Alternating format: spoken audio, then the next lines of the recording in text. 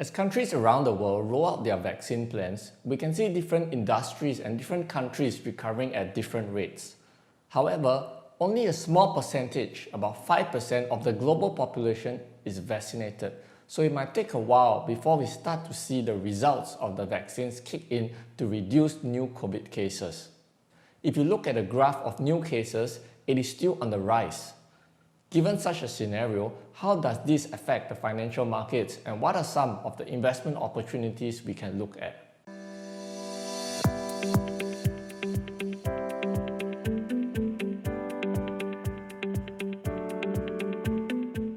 Hi, this is Spencer, founder of Synapse Trading, and I've been trading and traveling across the world to teach and inspire others how to do the same.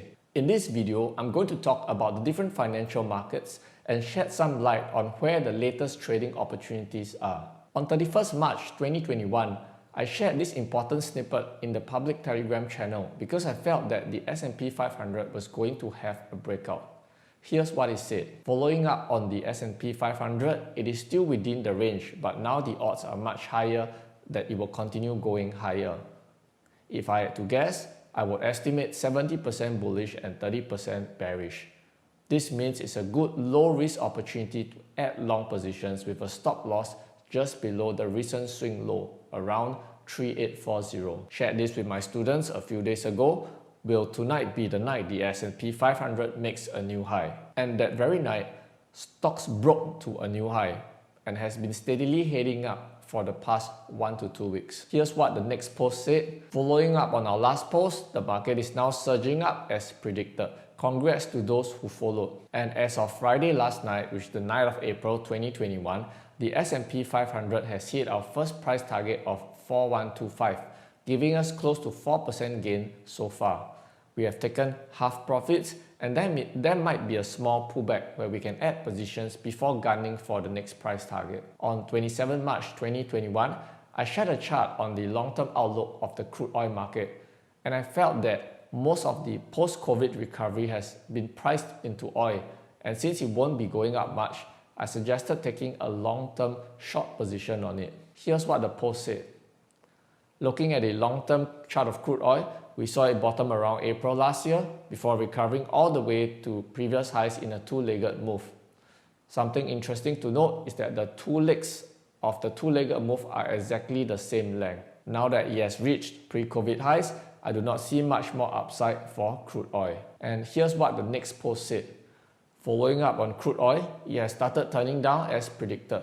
Possible short entry for the next leg down. Since then, prices have started to turn down a little, and I will continue to hold my short positions for another possible leg of price movement downwards. On 27 March 2021, I also noticed that the USD was picking up strength, which was surprising considering how much money the US has been printing. My guess is that currently, the US is recovering faster from COVID as compared to many of the less developed countries. Here's what it said.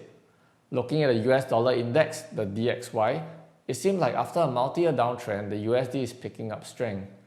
It has broke the long-term bearish trend line, formed a small double bottom, and is now challenging the 200 EMA. Looking at the larger chart of the US dollar index, you can see that price has formed a double bottom. However, the size of this pattern is not that convincing since it is comparatively small. Price is now fighting in the middle of the EMAs, and we will need to see if it can emerge victorious and stay above all the EMAs. Let's take a look at the other currencies and their relative strength. This shows the current ranking of different currencies from the strongest to weakest. This shows the trend of the different currency pairs, stock indices, commodities, and bonds. Here's what the post says. Stocks continue to surge as predicted, and because the Japanese yen is weakening, all pairs against the Japanese yen are very bullish too. From these two tables, we can see that the yen and the pound are bearish, while the USD and the Swiss franc are bullish. Cryptocurrencies are really heating up right now, and I'll be focusing on the two major ones,